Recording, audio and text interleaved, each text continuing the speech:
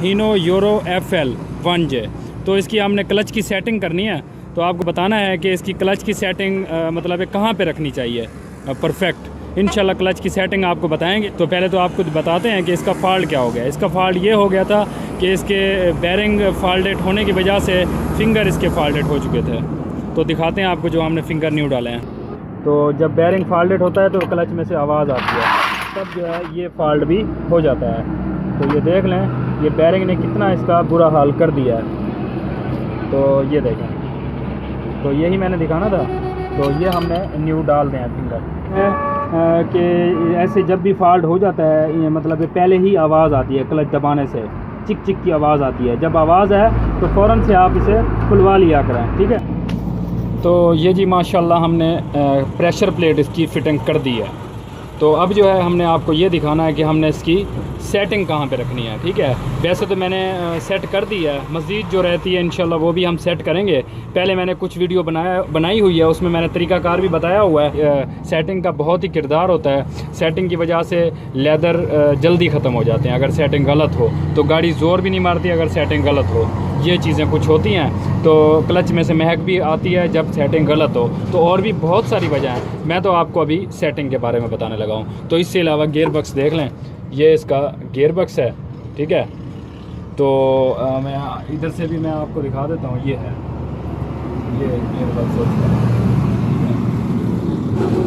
तो जिस गाड़ी का जेन्युइन ही गियर बक्स हो, उसी की जैसे मैंने आपको सेटिंग बता रहा हूँ वैसे रखनी है, जिस गाड़ी का जेन्युइन गियर बक्स हो।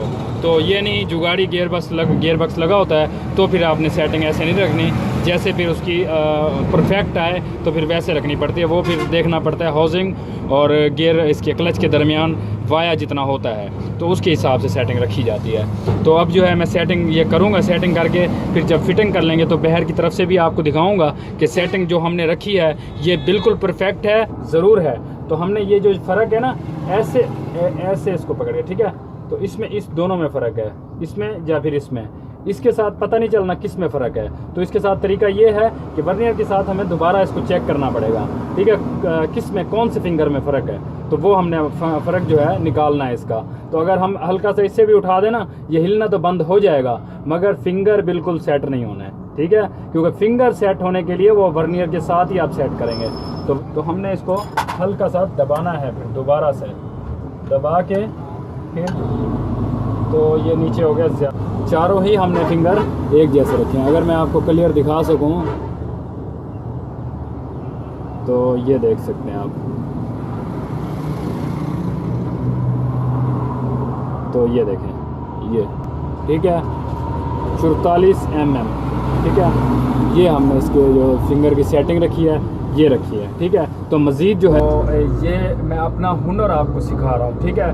तो आपने वीडियो को लाइक भी करना है, शेयर भी करना है और कमेंट्स भी बहुत ही अच्छा सा करना है, ठीक है। तो अभी जो है हम गियर बक्स को फिटिंग करते हैं। गियर बक्स को फिटिंग करके इंशाल्लाह आपको इसकी जो है बहर की तरफ से चिमटा दिखाएंगे, वो कैसे इसकी सेटिंग आती है। इसके लेदर जो क्लच लेदर होते हैं वो ख़त्म होते हैं, क्लच प्लेनिंग जिसे कहते हैं। तो ये आहिस्ता आहिस्ता से पीछे आता है, ठीक है। तो इसकी प्ले उतनी होनी चाहिए जितना ये ख़त्म होने पे ये पीछे आ जाए।